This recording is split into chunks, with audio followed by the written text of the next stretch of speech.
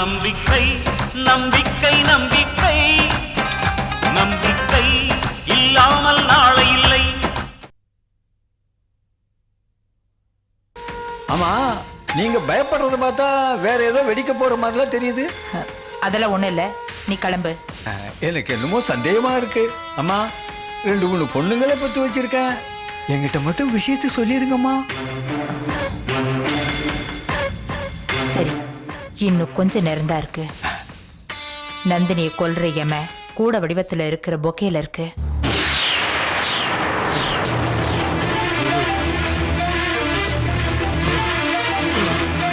நந்தினி, நந்தினி, அந்த பொக்கையை தொடாதமா, அந்த பொக்கையை தொடாதமா.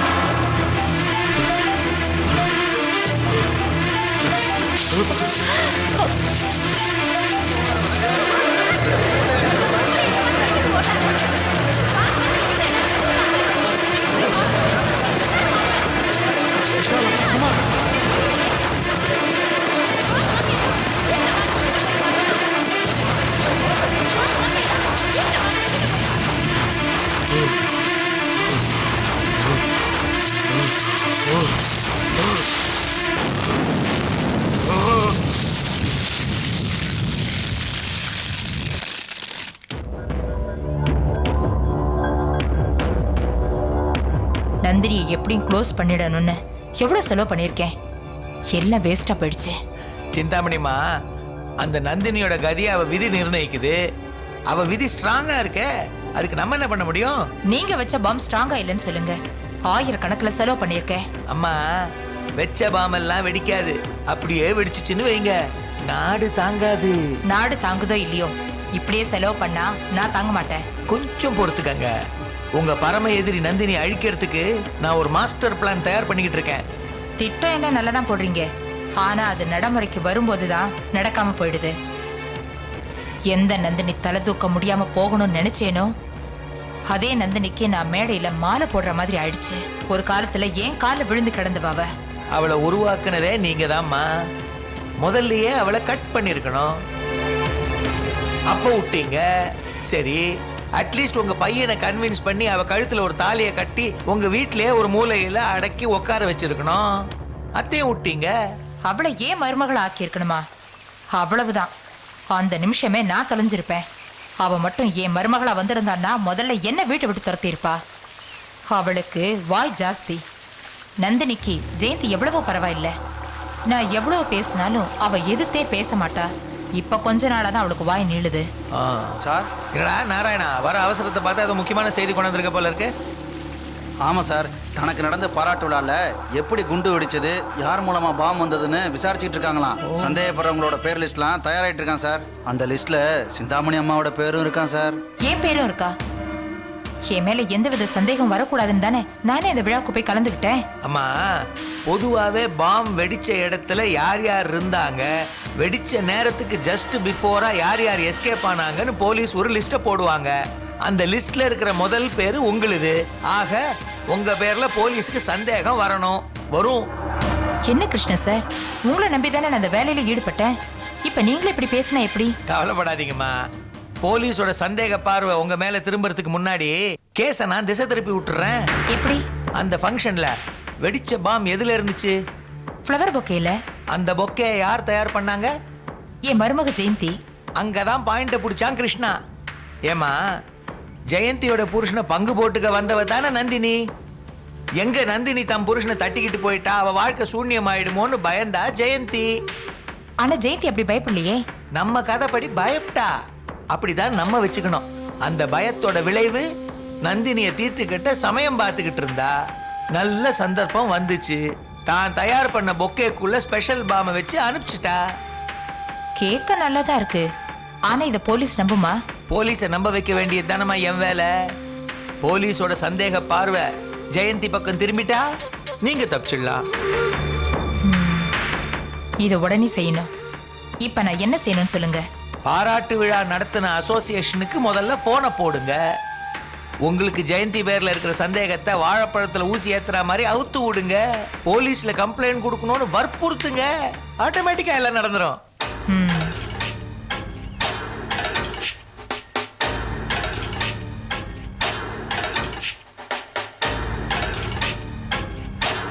Hello, function ஆர்கனைசரா?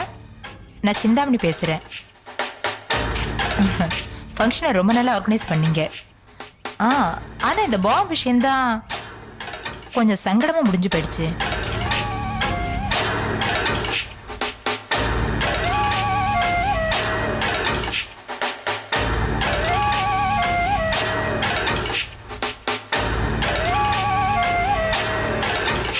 நீங்க உடனே போய் போலீஸ்ல கம்ப்ளைண்ட் கொடுங்க.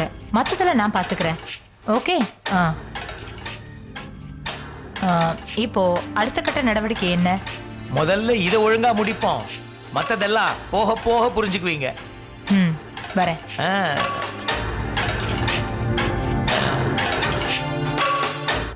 எங்க அசோசியேஷன் சார்பா ஒவ்வொரு வருஷமும் இந்த மாதிரி விழா நடத்துறோம். எந்த வருஷமும் இந்த மாதிரி நடந்ததில்லை சார். போலீஸ் ப்ரொடெக்ஷன் கூட எங்களுக்கு தேவைப்பட்டதில்லை. அவ்வளவு அமைதியா விழா நடக்கும். ஆனா இந்த வருஷம் தான் இப்படி நடந்து போச்சு சார். ஓ, உங்க அசோசியேஷனுக்கு எதிரிகள் யாரோ இருக்காங்களா? மெம்பர்ஸ் எல்லாமே தொழிலதிபராக இருக்கிறதுனால ஒருத்தருக்கு ஒருத்தர் போட்டி போடாமல் இருக்கிறது சகஜம். ஆனா பாம் வச்சு ஒருத்தர் அழிச்சுப்பாங்கன்னு எனக்கு தோணல சார். வணக்கம் சார். வாங்க சிந்தாமணி மேடம். என்ன மேடம், நீங்க இவ்வளவு தூரம் வந்திருக்கீங்க? நேத்து நடந்த சம்பவத்தை நினைச்சா பெரிய அதிர்ச்சியா இருக்கு. எங்க மெம்பர்ஸ் ஒட்டு மொத்தமா எல்லாரும் குடும்பத்தோட போயிருப்பாங்க. நல்ல வேளை அந்த தெய்வம் தான் எங்களை காப்பாத்தி இருக்கு. சிந்தாமணி மேடம், இந்த பாம்பு வெடிப்புக்கு வேற யாராவது காரணமா இருந்திருப்பாங்க நீங்க நினைக்கிறீங்களா? பாராட்டு விழாவில் நந்தினிக்கு கொடுக்கப்பட வேண்டிய ஃப்ளவர் பொக்கையில பாம் இருந்திருக்குன்னா அது நந்தினி உயிருக்கு வைக்கப்பட்ட குறி. ஏன் மேடம், நந்தினிக்கு எதிரிகள் யாரா இருக்காங்களா? தொழில் ரீதியான எதிரிகள் யாரும் இவ்வளவு கீழ்த்தரமான வேலையை செய்ய மாட்டாங்க. நந்தினி உயிரோட இருந்தா தன் வாழ்க்கை போயிடும்னு யாரும் நினைச்சிருக்காங்க. அவங்க தான் இந்த பாம்பை வச்சிருக்கணும். அப்படியா? நீங்க யாரையாவது சந்தேகப்படுறீங்களா? நந்தினி வசந்துக்கு காதலியா இருந்து அவன் மூலமா ஒரு குழந்தையும் பெத்துக்கிட்டா. ஊரறிய அந்த குழந்தைய வளர்த்துக்கிட்டும் இருக்கா. நந்தினி தன் வாழ்க்கையில குறுக்கிட்டா தனக்கு ஆபத்துன்னு வசந்தோட பொண்டாட்டி ஏன் நினைச்சிருக்க கூடாது? அப்படி நினைச்சாலும் அவங்க எப்படி வச்சிருக்க முடியும்? ஏன் முடியாது?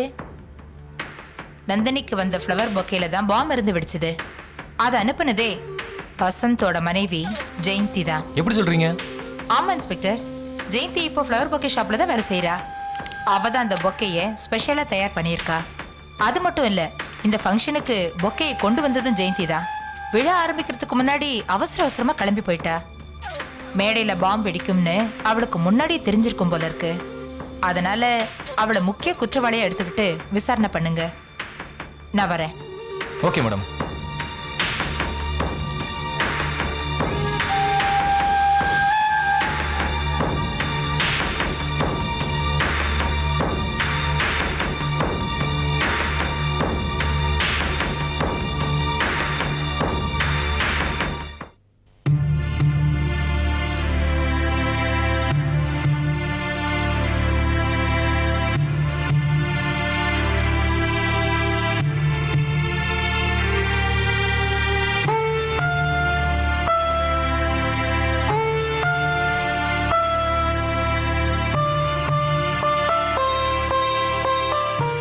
காஃபி சாப்பிடுங்க.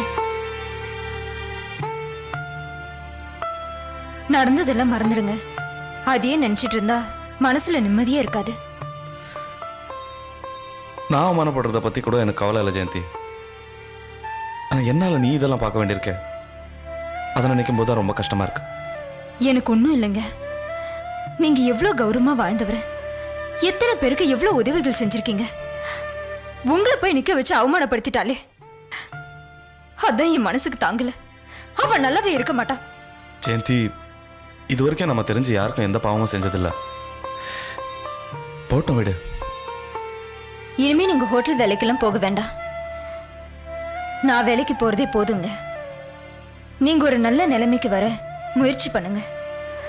இந்த மாதிரி சின்ன சின்ன வேலைக்கெல்லாம் போயிட்டு இருந்தா நம்ம லட்சியத்தை நம்ம அடையவே முடியாது.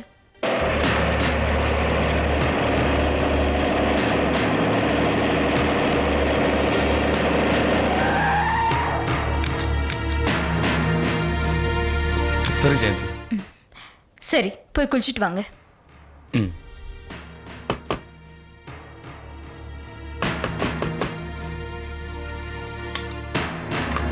இங்க ஜெயந்திங்கிறது யாரு? என் வைஃப் தான். ஏன்? இவங்களை அரெஸ்ட் பண்ணி கூட்டிட்டு போக வந்திருக்கோம்.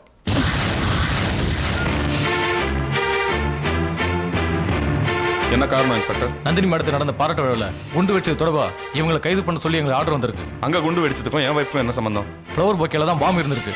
அந்த பொக்கையை தயார் பண்ணது இவங்க தான். என்ன இன்ஸ்பெக்டர் இது? ஒரு பில்டிங் இடிஞ்சு விழுந்ததுன்னா அதை கட்டின இன்ஜினியர் மேல நடவடிக்கை எடுக்கணும். அதை விட்டுட்டு கொத்தனார் சித்தால் மேலலாம் நடவடிக்கை எடுத்தா எப்படி? நீங்க பொக்கே ஷாப் ஓனர்ல அரெஸ்ட் பண்ணணும். சார், ஜெயந்தி மட்டும் இல்ல, அது சம்பந்தப்பட்ட அத்தனை பேரையும் கைது பண்ணி விசாரணை பண்ணிட்டு இருக்கோம். பொக்கே ஷாப் ஓனர் கூட நைட்டே அரெஸ்ட் பண்ணியாச்சு. இவங்க லேடிங்கிறதால நைட்ல போலீஸ் ஸ்டேஷன்ல வச்சு விசாரிக்க கூட தான் இப்போ வந்திருக்கோம். கிளம்புமா? நான் கொஞ்சம் கமிஷனர் கிட்ட பேசணும். சார், நீங்க யார்கிட்ட வேணாலும் பேசுங்க. கோர்ட் ஆர்டர் படி அவங்களை கைது பண்ணி கூட்டிட்டு போக வந்திருக்கோம். கூட்டிட்டோமா? வாமா.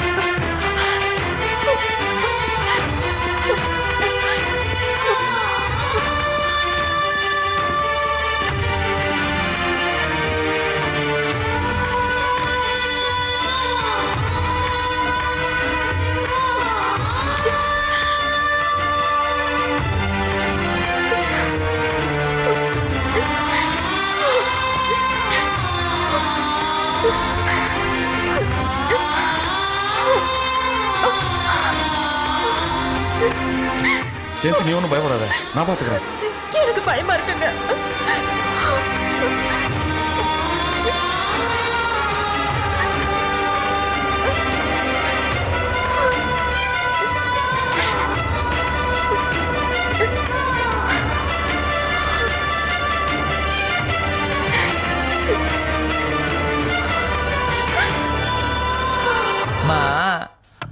பாம் சரியா வெடிக்கலன்னு நீங்க இங்க வந்து வெடிச்சீங்கல்ல, எரிமலை ஆட்டம். என்னவோ எங்களுக்கெல்லாம் ஒண்ணுமே தெரியாத மாதிரி இல்ல பேசிட்டீங்க. இப்போ வெடிச்சு 24 மணி நேரம் ஆகல, அதுக்குள்ள உங்க மருமகளை தூக்கி உள்ள வச்சிட்டேன். இப்போ அது புரிஞ்சுதா இந்த கிரிமினல் லாயர் கிருஷ்ணாவோட மகிமை? முதல்ல நந்தினியை ஒழிச்சிட்டு அப்புறம் ஜெயந்தியை பார்த்துக்கலாம்னு நினைச்சேன். கடைசியில நான் விரிச்ச வலையில நந்தினி தப்பிச்சாலும் ஜெயந்தி மாட்டிக்கிட்டா. யாரோ ஒருத்தர் மாட்டிக்கிட்டாங்க. எனக்கு சந்தோஷம்தான். இந்த மருமகள்க ஒழிஞ்சா மாமியார்களுக்கு ஏன் இவ்வளவு சந்தோஷம்னு எனக்கு புரியவே இல்லை. சார், நம்ம நாட்டில் ஸ்டவ்வு கூட மாமியாருக்கு ஆதரவாக தான் சார் இருக்கு. எந்த ஸ்டவ்வாவது வெடிச்சு மாமியார் செத்துருக்காங்களா? இல்லையே. ஸ்டவ் வெடிச்சு மருமக தான் செத்துருக்காங்க. ஏன் சார் இது? அதுவா, அது வேற ஒண்ணும் இல்லடா, தலகாணி பிரச்சனை. புரியலையா? மருமகளுக புருஷன் கிட்ட மாமியாரை பத்தி பத்த வச்சிருவாங்களோன்னு மாமியார்கள் பயப்படுறதுனால ஸ்டவ்வாவே வெடிக்குது. கிருஷ்ணா சார், இனி அடுத்து ஆக வேண்டியதை பேசுங்க. அம்மா, நம்ம பேச வேண்டியதுக்கு என்ன இருக்கு?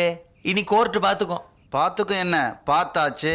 அந்த ஜெயந்தியை 15 நாள் ரிமாண்ட்ல வைக்க சொல்லி கோர்ட் ஆர்டர் போட்டிருக்கான். அந்த சந்தோஷமான செய்தியை சொல்லிட்டு போலான்னு தான் வந்தேன். அட பாவி நாராயணா, முக்கியமான செய்தியெல்லாம் வந்த உடனே சொல்லணும்டா. அம்மா, நீங்க இனிமே எதுக்கும் கவலைப்பட வேண்டாம். போலீஸோட பார்வை வேற பக்கம் திரும்பிடுச்சு. நிம்மதியா இருங்க, மிச்சத்தை நான் பாத்துக்கிறேன். அப்பாடா, இப்பதான் நான் நிம்மதியா இருக்கேன். நீங்க நிம்மதியா இருப்பீங்க, உங்களால மத்தவங்க தான் நிம்மதியா இருக்க முடியாது. என்ன நான் சொல்றது? கொஞ்சம் வாய மூடுறியா? ஏய், எடுறா கைய. என் வாயில உன் வாய முடிக்க. ஏண்டா, பொக்கேல பாம் வச்சது யாரு? சார், கத்தாதீங்க சார். பக்கத்துல போலீஸ் ஸ்டேஷன் இருக்கு, யார் காதில விழுந்துற போகுது. ஏன் சார், நீங்க வைக்க சொல்லி சார் நான் வச்சேன். நீ கத்தாதரா, யார் காதில விழுந்துற போகுது.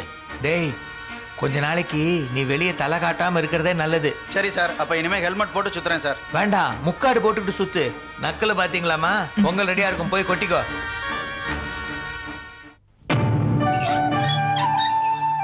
வாங்க டாக்டர்.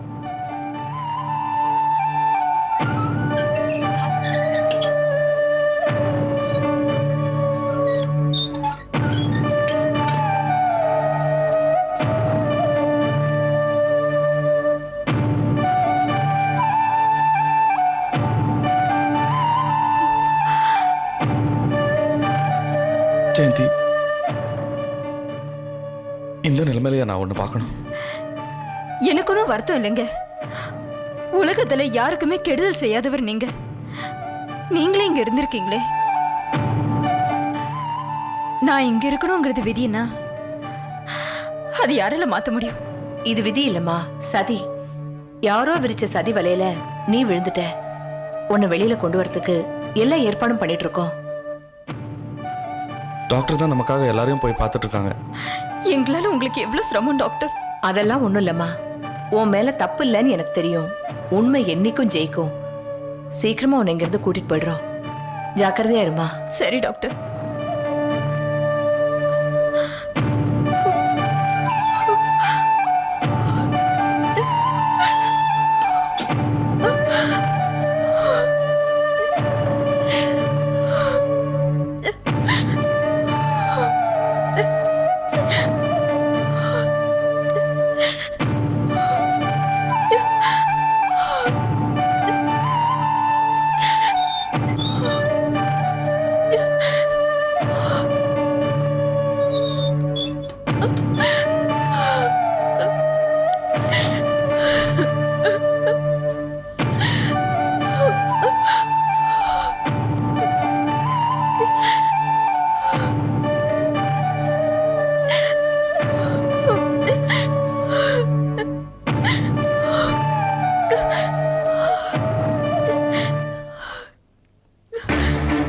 அண்ணிய கைது பண்ணிட்டாங்களா? என்னங்க சொல்றீங்க? இது ரொம்ப அநியாயமா இருக்கு. எங்கேயோ பாம்பு வெடிச்சதுக்கு அண்ணி என்ன பண்ணுவாங்க? இது எல்லாத்துக்கும் உங்க அம்மா தான் காரணம் அருணா. எங்க அம்மா என்ன பண்ணாங்க? அந்த விழா நடத்தினவங்களை தூண்டி விட்டு போலீஸ்ல கம்ப்ளைண்ட் கொடுக்க வச்சதே உங்க அம்மா தான். அவங்களுக்கு இதனால என்ன லாபம்? என் தங்கச்சி ஜெயில அடைச்சு அவ வாழ்க்கையை கெடுக்கணும்னு ஆசை. அதுக்கு ஒரு சந்தர்ப்பம் கிடைச்சது, அதான் பயன்படுத்திக்கிட்டாங்க.